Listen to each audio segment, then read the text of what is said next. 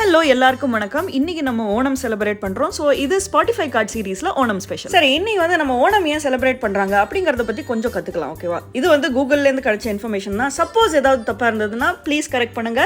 மகாபலி அப்படின்னு ஒரு பெரிய ராஜா இருந்தாரு. அவர் ரொம்ப ஜெனரஸான ஒரு ராஜா. ஸோ ஒரு நாளைக்கு வந்து ஒரு சின்ன பையன் வந்து அவர்கிட்ட வந்து எனக்கு ஒரு 3 கால் பங்கு லேண்ட் வேணும் அப்படின்னு கேட்டிருந்தாரு. அந்த சின்ன பையன் யாருன்னு பார்த்தீங்கன்னா மகாவிஷ்ணு வாமனன் அவதாரில் வந்திருக்காரு.